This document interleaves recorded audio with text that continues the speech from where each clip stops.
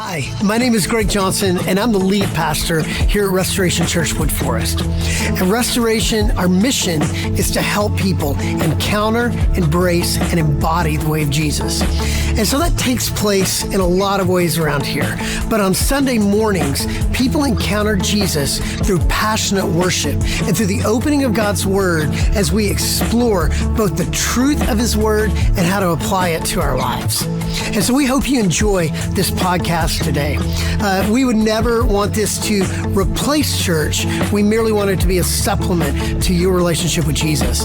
But if you're in the area, we would love for you to hang out with us any Sunday morning. Our services are at 9 a.m. and 11 a.m. Welcome to Restoration. If you have your Bibles, turn to Matthew chapter 14. We're going to finish up chapter 14 today. A very, very familiar passage, but there's some things that I feel like God might have for us today. I was in London all of last week or 2 weeks ago, and God did some pretty amazing things. God healed me of some things, actually, that I'll talk about a little bit later. But the first morning we were there, we were in this church, and I was with a cohort of pastors from all over the nation that had gathered in London for this cohort. And there was a pastor that was leading us, and this pastor and his team, they really operate in the prophetic. And so they picked 4 or 5 people to sit, and they just prayed and were giving people different words that they felt like the Lord had given them. And I don't know if you've ever sat in a room like that, but as he started selecting, he said, hey, our team wants to practice prophecy, and so we're just going to pick 4 or 5 people. And if you've ever been in a room like that, I found myself like wanting to be seen, like, hey, pick me, because who don't want people to say nice things about them and to hear words from the Lord? And so it didn't happen. Something else did, and I'll tell you about that later. But I found myself not just wanting to experience it for other people, but I wanted to experience it for myself. And so it was an incredible time, but there were some things that I found myself just longing for more. Several years ago, I was in this vocal session that we were with this vocal coach, and he has an organization called Sing with Power. And so there were probably 10 or 12 of us sitting in the room, and he spent the entire session, he would single a person out and he would have them sing, and then he would give them these different techniques to practice to expand their range. And it was pretty amazing watching people who had maybe a very small range that by the end of him working with them for like 10 minutes, their range had expanded tremendously. They were singing better than when they started. And so I'm listening to it and I'm really encouraged, like, hey, you can really sing. That was really cool. And then it was my turn, and I thought that was great for them, but I'm just I found myself just a little bit afraid of what was about to happen, because as he was expanding their range, their voice would crack a little bit, and I didn't want to sound like a schoolgirl. And so I found myself a little bit hesitant, but he was giving these exercises, and I was, I don't want to do this. But the more I gave myself to it, the more I could feel myself singing better and singing higher. And it was amazing over the course of these 10 or 15 minutes, just some very little course corrections, that all of a sudden I was singing higher notes with more power than I ever thought possible. And so I saw the experience in others, but then I experienced it for myself, and it was really, really cool. Spiritually, I have a front row seat on a pretty regular basis of seeing others, seeing you experience the power of Jesus in your life. Spend a fair amount of time counseling and walking people through things. Even on Sunday mornings, I'm kind of surveying the room and watching people experience the power of God. And maybe you're like me, that you see other people experience the power and it gets you excited, right? Anybody? Do you ever find yourself wanting to see the experience in others, but actually longing for the experience for yourself? You hear stories about people experiencing the power, and you're like, man, I want me some of that. What if this morning the invitation to you is that Jesus doesn't want you just to watch the experience in others, but for you to experience his power. His power. And not just experience his divine power, but participate in his divine nature. What would that look like? So we're going to look at Matthew chapter 14, and then we're going to finish not just in the words of Matthew, but the very words of Peter a little bit later in the New Testament. But let's start Matthew chapter 14, starting in verse 22. I want to read through this for you, and you're going to recognize this account from the Gospel of Matthew. Verse 22, it says, immediately Jesus made the disciples get into the boat and go on ahead of him to the other side while he dismissed the crowd. After he had dismissed them, he went up on a mountainside by himself to pray. Later that night, he was there alone, and the boat was already a considerable distance from land, buffeted by the waves because the wind was against it. Shortly before dawn, Jesus went out to them walking on the lake. When the disciples saw him walking on the lake, they were terrified. It's a ghost, they said, and they cried out in fear. But Jesus immediately said to them, take courage, it is I. Don't be afraid. Lord, if it's you, Peter replied, tell me to come to you on the water. Come, he said. Then Peter got down out of the boat, walked on the water, and came toward Jesus. But when he saw the wind, he was afraid, and beginning to sink, cried out, Lord, save me. Immediately Jesus reached out his hand and caught him. You of little faith, he said, why did you doubt? And when they climbed into the boat, the wind died down. Those who were in the boat worshiped him, saying, truly, you are the Son of God. How many of you have heard that story before? How many of you, when you hear that story, think about Peter and think about, man, he had it made. He had it made. Why did he go looking at the wind? So often we see this story about Peter as a story of failure. Oh, that's just Peter doing Peter stuff, right? Peter, you couldn't even get this right. Jesus invited you to do something that only he had done to this point, but you couldn't even hold it together. Well, this morning, I want to show you just a little bit different perspective. And so we got to ramp up as we get into it. He starts in verse 22, and he says, immediately, he commanded them, he made the disciples get into the boat and go ahead of him. So what's just happened? What just happened last week? Do you remember? He fed 5,000 men and some women and children. He probably fed somewhere between 10 to 15,000 people with what? 5 loaves, 2 fishes. 5 loaves, 2 fishes. That's crazy, y'all. So he's just performed this incredible miracle, and it says immediately, he made them get into the boat and go to the other side. So what is that about? Why did he immediately dismiss the disciples and say, hey, y'all get on out of here? Why would he tell his disciples right after this to go get in the boat and go to the other side? I'm not sure, actually, but can you imagine the conversations that are taking place in the boat?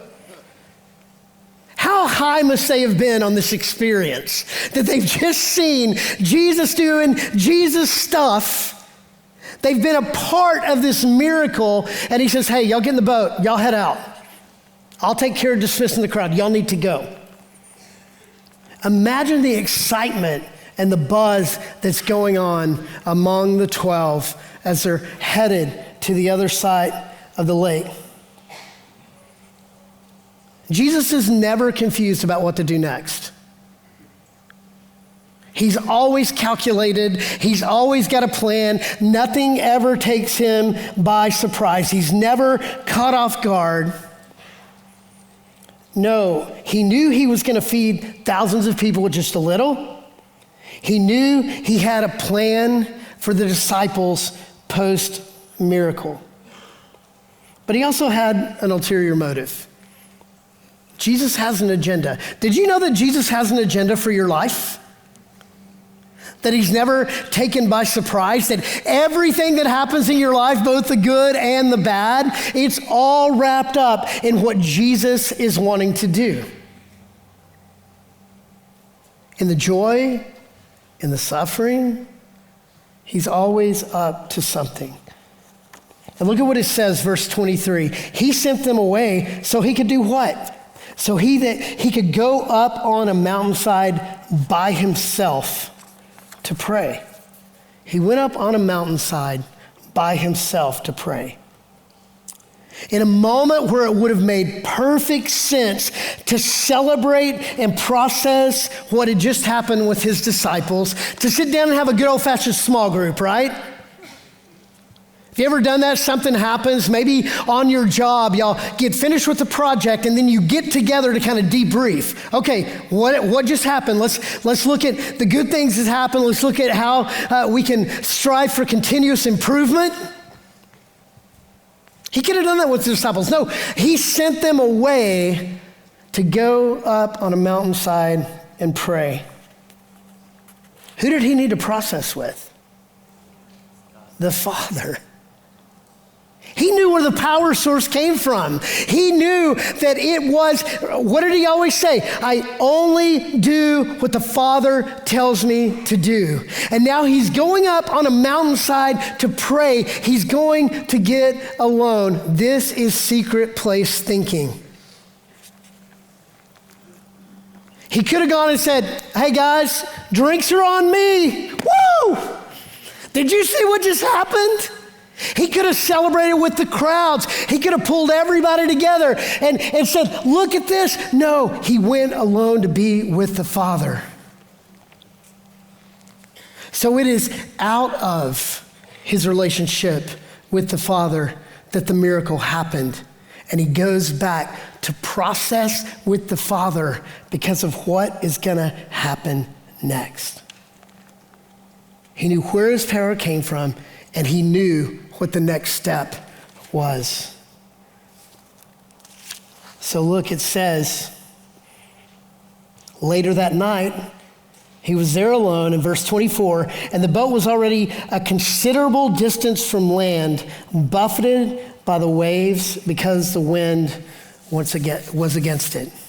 So we talked about this a few weeks ago in chapter 8, that it wasn't uncommon for storms to pop up on the Sea of Galilee, that on the Sea of Galilee, because it's so far below sea level, there were these winds that would come and they would be swirling around, and storms were a common occurrence. And remember, a lot of the disciples were fishermen, so it's not like they weren't familiar with storms on the Sea of Galilee. But this is the second storm that Matthew records the disciples were caught up in. But where was Jesus in chapter 8 when they were on a storm in the middle of the lake? He was in the boat with them. Now he was sound asleep, but he was in the boat with them. And they were still scared to death. In chapter 8, it says he's asleep. They wake him up saying, Lord, we're going to die. You got to help us.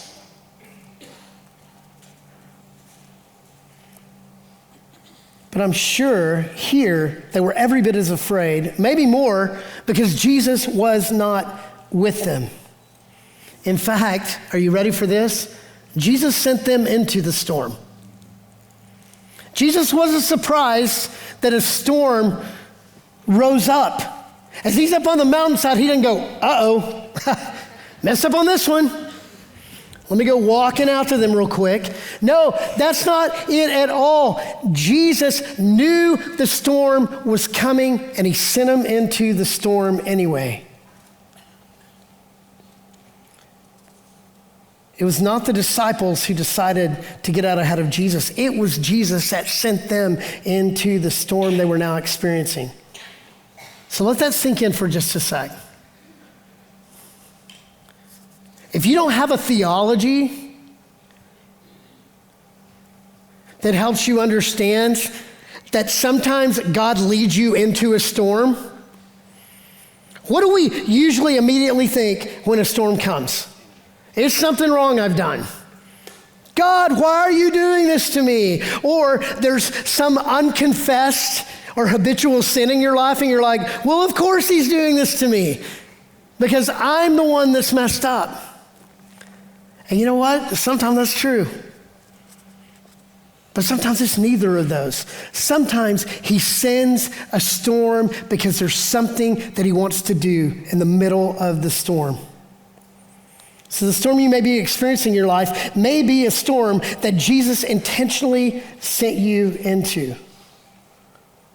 And as we walk through the next few verses, we're going to see why he did, but process this with me for a minute. What is your disposition when the storm comes up in your life? When you're beaten down by the waves of the storm? Can you process that for a minute? What is your default position when the storm comes, when things get rough? Do you ask questions like, God, where are you? Have you ever asked that question? Are you ever so disoriented that you're like, God, where are you? Why would you lead me here? Why are you making me go through this? Why? What if Jesus is inviting you into a life of faith that asks the question, Lord, what do you want me to know in this storm? What do you want me to know? What do you want to teach me? How do you want to grow my faith? Those are different questions to ask, right? And most of the time, we like the why questions better. We like the why are you doing this to me questions better than what do you want me to learn while I'm here? So here's what we know for sure. Jesus will often lead us into the storm because there's something that he's wanting to teach us. Look at verse 25. It says, shortly before dawn, he went out to them walking on the lake. So this is so understated. I mean, Matthew just kind of says it like, well, Jesus always walks on the lake, right? This is the only place in Scripture that anyone has ever walked on water. No place else. And Matthew just kind of says it like, then Jesus came walking out to us on the lake. As if it's commonplace, like it happens every day. In verse 26, when the disciples saw him walking on the lake, they were what? Terrified. It's a ghost, they said, and they cried out in fear. In the middle of this storm, they didn't recognize Jesus. In the middle of their storm, they didn't recognize Jesus. Because of their current situation, they couldn't fathom that it was Jesus. And I mean, to be fair, Jesus didn't have a history of walking on the water with them. But here's what we know. They weren't looking for him. They weren't looking for him to come walking to them out on the water, so they couldn't fathom when they saw him coming. It made more sense to them. Get this, it made more sense to them that he was a ghost. They've just watched him feed 5,000 men with 5 loaves and a couple of fish. They've seen him heal the blind, raise the dead. They've seen him do all these incredible miracles. And in that moment, it makes more sense to them than it's a ghost coming out to them than Jesus. So clearly they've learned a lot. Think about your own life. For some of you, you've seen Jesus do Jesus-side stuff in your life. For some of you, your declaration is he healed you.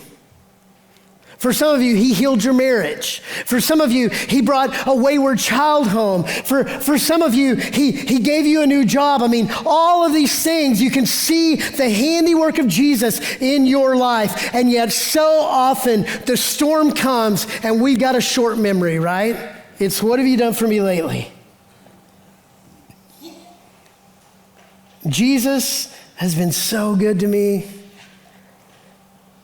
I've been rescued by him over and over and over again. But in the middle of the storm, I'm seldom looking for him.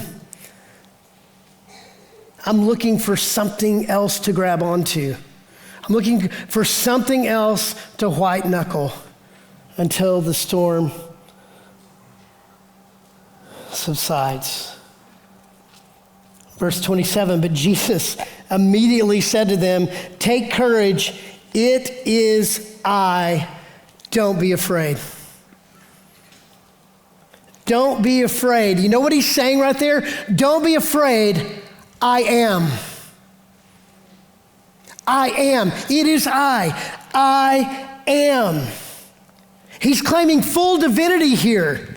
And that wouldn't be hard to believe if you realize it's Jesus and there he is standing on the water in the middle of a storm. He says, hey, listen, don't be afraid. I am. I'm right here. Take courage. It's going to be okay. Even when you don't immediately recognize Jesus, he wants to identify himself and steady you in the middle of your chaos. Isn't it curious that in chapter 8, when they wake him up in the boat, he immediately calms the storm? And now he's walking out to them. They say it's a ghost. He could have said, it's me. He could have done that, right? Why didn't he calm the storm?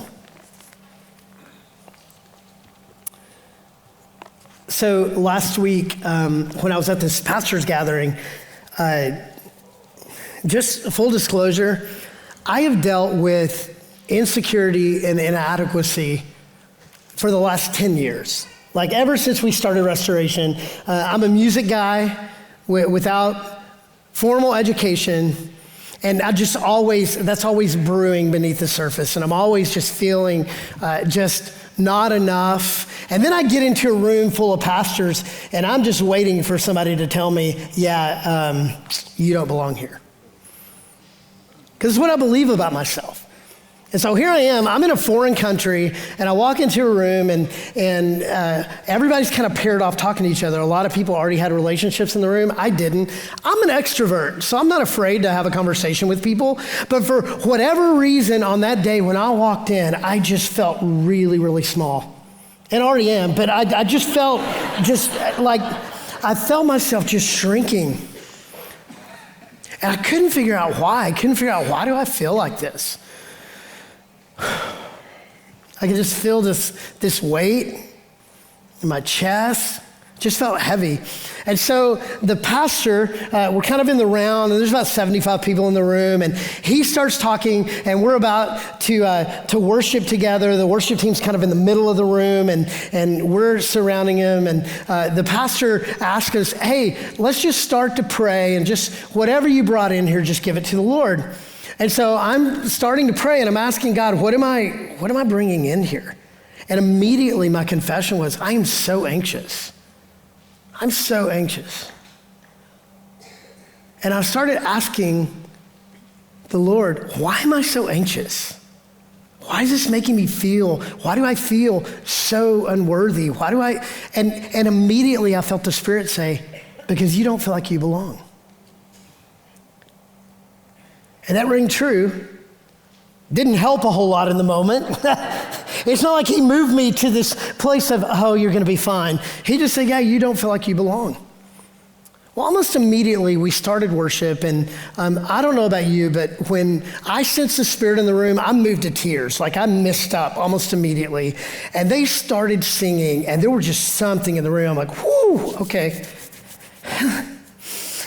I tear up and I just put my hands up and I just start singing. And I'm just like, I'm gonna sing all of my anxiety away. I'm gonna get lost in this moment. And I'm singing, and all of a sudden someone put their hand on my shoulder, and I open my eyes and I look, and here's the person I don't know. And he said, you're Greg, right? I'm like, uh-huh. And he said, I was across the room and I saw you. And I felt like the Lord wanted me to come over and tell you, you belong here.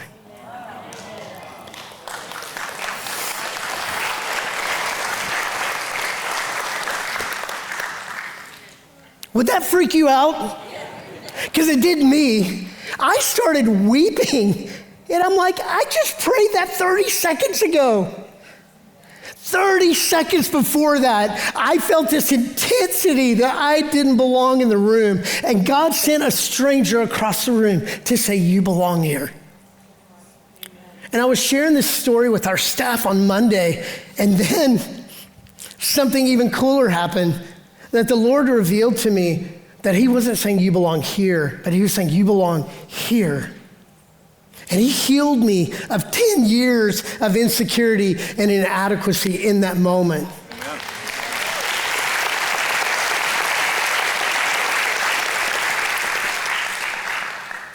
So, thank you for clapping. But know this, I am nothing special. If he can do it for me, he wants to do it for you. Some of you have these questions that nag you. Some of your deepest, darkest things in your life that you seem like you can't get over. And know this, God wants to move toward you this morning. He wants to show himself faithful to you. And for a lot of you, as you clap this morning, you're like, oh, man, good for you. Good for you, Greg. You go, boy. What if he wants to do it for you? We are quick to acknowledge and celebrate God's move in other people. But if we're really honest, we don't believe he'll ever really do it for us. Just like I was talking at the beginning about this prophetic moment that I'm thinking, man, I hope they pick me. When in reality, God had already shown himself faithful to me at the very beginning of that gathering. He's saying, Greg, I see you. I see you. You're not alone.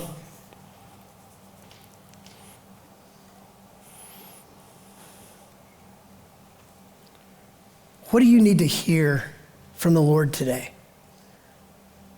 What is it that you need him to say to you?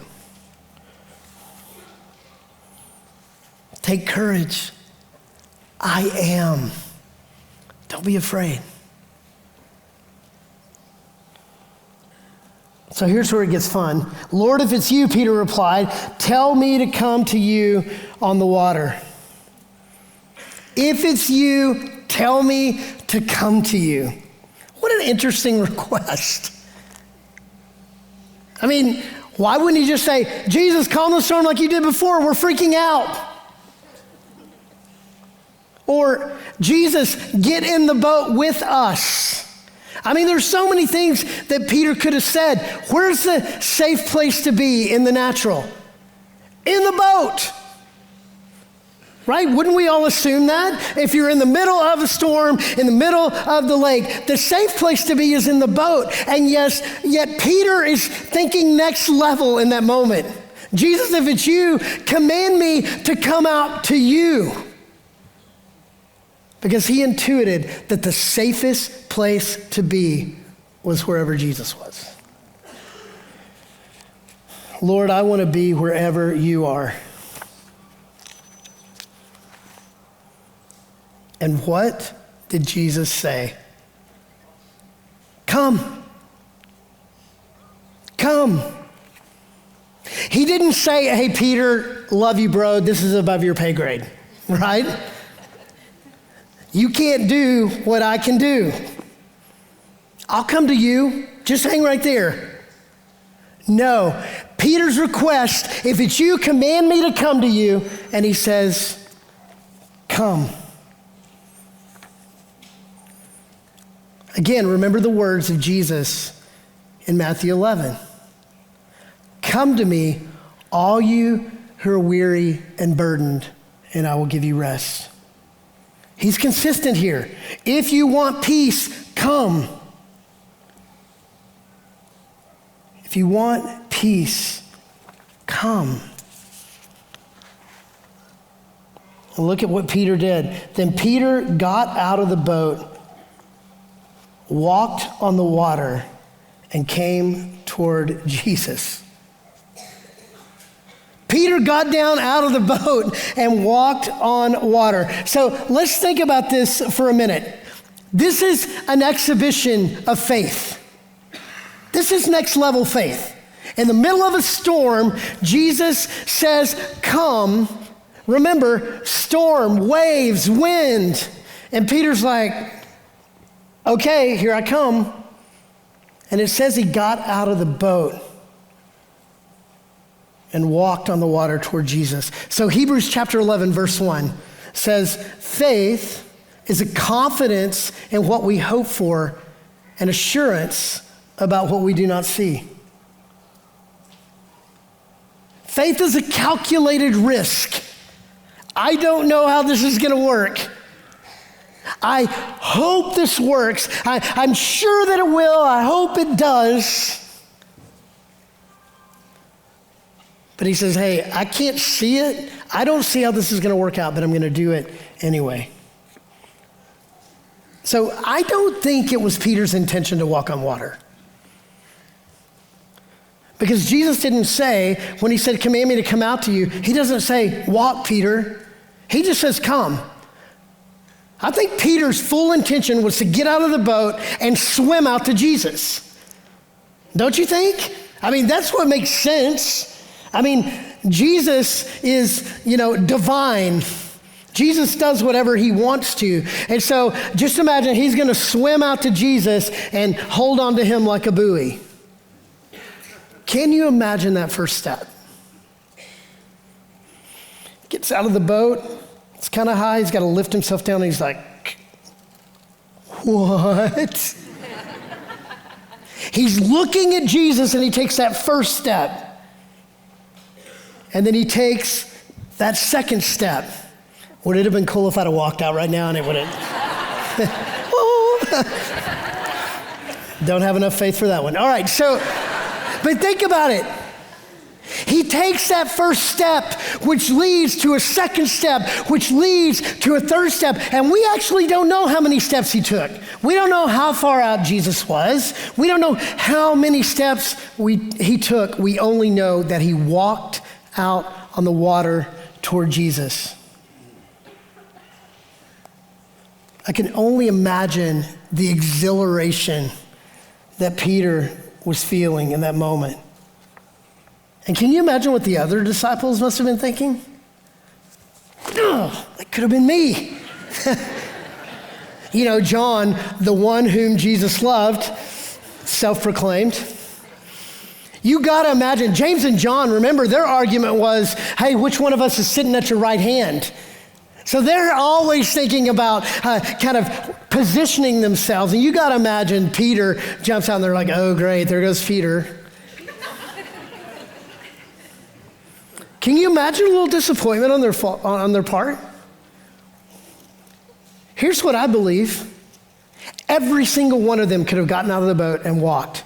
There could have been 12, 13, I guess 13 including Jesus, 13 people walking on the water in that moment. Only one had the faith to believe that Jesus would sustain him in that moment. And here he is walking on the water. And here's the part we kind of expected, verse 30. But when he saw the wind, he was afraid and beginning to sink, cried out, Lord, save me. So what happened in that moment? He stopped focusing on Jesus and started focusing on his circumstances. As long as his eyes were fixed on Jesus, he's literally experiencing a miracle right then and right there. But the minute he started looking around at what was going on, it says he began to sink. What a powerful testimony for you and me. In the middle of your storm, when you keep your eyes fixed on Jesus, you can walk through any situation. Here's the problem for a lot of us. We get so focused on what's going on around us, and we don't believe that Jesus is sufficient. If I have Jesus, I have all that I need. It's easy to sing, but it's really hard to live, right?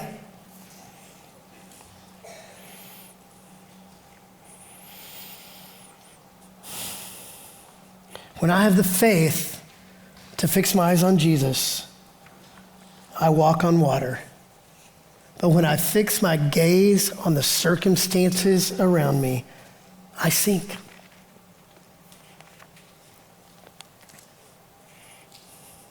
What was Peter's cry in that moment? 2 words. Save me. Save me. He never expected to walk on water in the first place. And so when his circumstances again overwhelmed him, he knew who to call.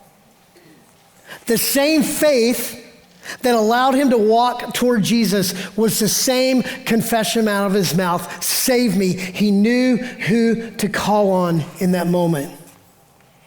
And look, verse 31, immediately Jesus reached out his hand and caught him. You of little faith, why did you doubt? Jesus didn't leave him to drown. For some of you have a very fatalistic view of God. And some of you think this story should have gone. Peter's walking out. He starts looking around and he starts to sink and he's like, save me. And Jesus goes, nope. You didn't have enough faith. That's hard on you, isn't it? See you, buddy. We got 11 left. A lot of us, that's actually what we think about when we think about Jesus. Because of our faithlessness, we believe that we're done for and we're undeserving of his hand to reach out and take hold. And notice he doesn't say, oh, you of no faith. Oh, you of little faith. He only needed that much faith to walk on the water. He's like, hey, why did you doubt? Look at what you were doing. Look at how we were partnered together in that moment. It only took that much. You of little faith. I want to expand your faith. You were literally just walking on water. And so it says, when they climbed into the boat, the wind died down. What does that tell us? It tells us that there was something Jesus was getting at, right? It tells us that he had allowed the storm to happen because there was something he was wanting to teach the disciples. Then those who were in the boat worshiped him, saying, truly, you're the Son of God. They climbed in the boat and had a full-on worship service.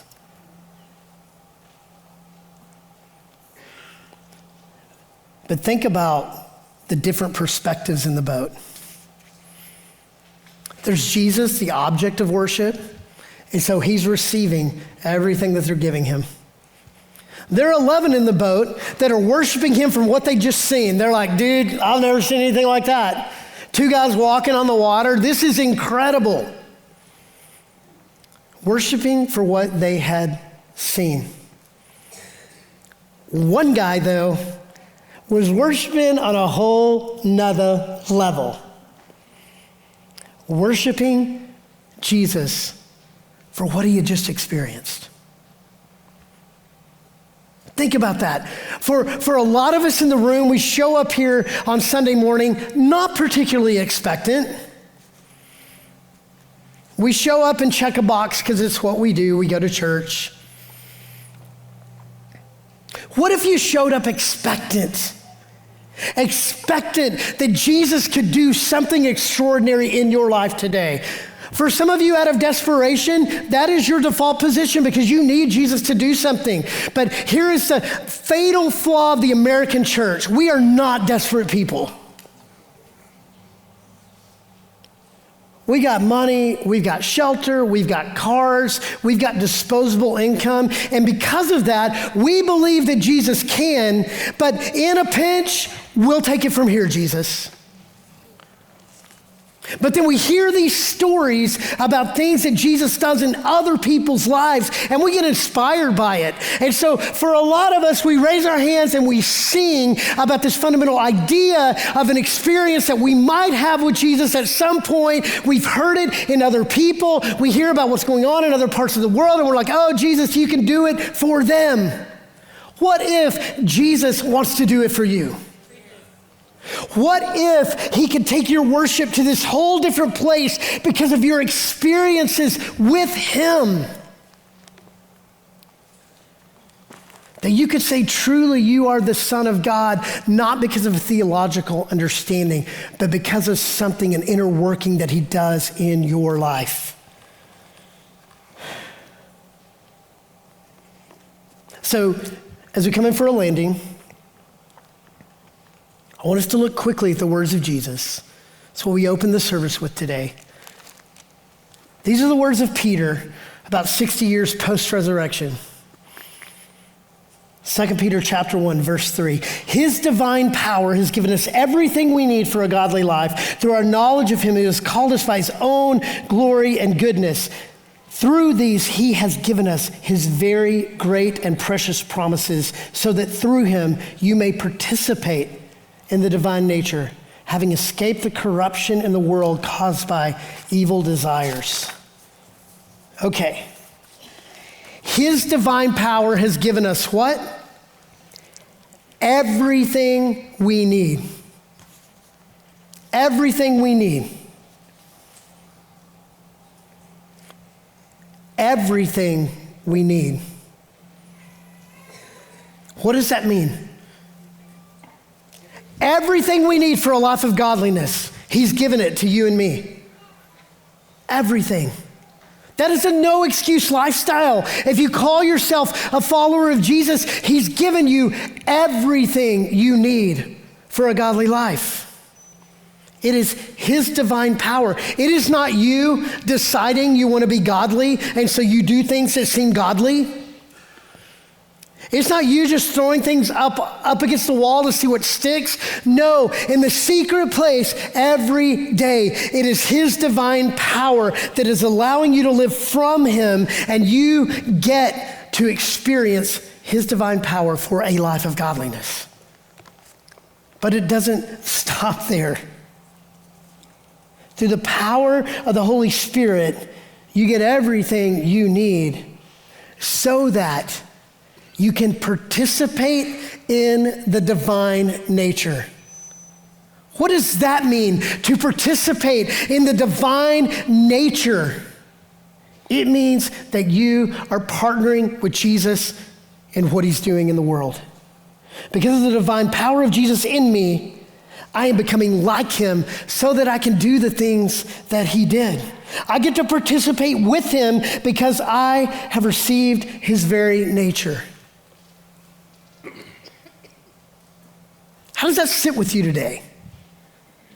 That you can actually participate with Jesus, partner with Jesus in what he's doing in the world.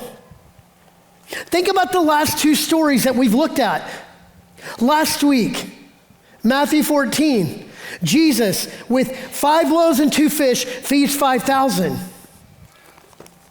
But remember in Matthew 14:19, what does it say? He directed the people to sit down on the grass, taking the 5 loaves and 2 fish and looking up into heaven, he gave thanks and broke the loaves. Then what did he do? He gave them to the disciples. What does that mean? There were still only 5 loaves and 2 fish, but he put it in the hands of disciples, and they got the opportunity to participate in what he was doing in the field that day. They were partnering with Jesus. They were a part of the miracle. They weren't just watching what Jesus did. They were participating with him. Then moving forward, Matthew 14:29, because of the divine power of Jesus, Peter got out of the boat and walked on water coming toward Jesus. He got to partner with Jesus in what he was doing on the lake that night. He was an active participant in the divine nature of Jesus. Come on, y'all. All of us get the opportunity to participate in the divine nature because of his divine power in us. It's not because of your mad skills. It's not because you're the best and the brightest. It is because when the divine power of Jesus, through the power of the Holy Spirit, wrecks your life, he opens up a conduit for you to be used by him. As a follower of Jesus, you're invited to embrace his divine power for a godly life, meaning you are becoming like him. Then you get to participate in the divine nature, which means you embody him and partner with him in what he wants to do in the world. The key here is that at the end of verse 3, it says, by his own glory and goodness. We don't participate in the divine nature for our own glory and goodness, but his. It means he has a plan. Ephesians 2:10 says he has a plan for each and every one of us, that before the foundation of the world, you were made on purpose for a purpose. And it means you get to participate in his divine nature for his glory and his goodness. Think about the benediction that we'll say in a few minutes. We are his hands and feet in a broken world. What does that mean? We are embodying Jesus by the way we walk and talk in the world. We get to be love, peace, and hope. We get to be expectant of the extraordinary. And we say it, the last thing we say, for his fame and glory, not our own. So there are two types of worshipers in the room today. Some of you don't consider yourself a worshiper because you don't know Jesus, and that's great. For those of you that know Jesus, there are two types of worshiper in the room. Ones who have seen and ones who have experienced. Both are valid. But don't you want to experience his divine power and participate in his divine nature? I know for me, if it's available, I want it. If it's available, I want it. What about you? So I want you to bow your head and close your eyes. For some of you this morning, your heart is beating out of your chest because you want to experience the more. So prayer partners are making their way up at this time. They'll be all along the front. Maybe this morning the confession of your heart is, I want more. I want to experience his divine power. I want to live from that divine power so that I can really experience and participate in the divine nature of Jesus. That's what I want with all of my heart. If that's you today, maybe there are some things that you need to walk away from or walk toward this morning, and there are prayer partners here that would love to pray with you. Maybe you'd like to bypass them and just come and kneel at the altar and just beg God, beg him, Jesus, I want to experience the fullness of who you are in a new and fresh way.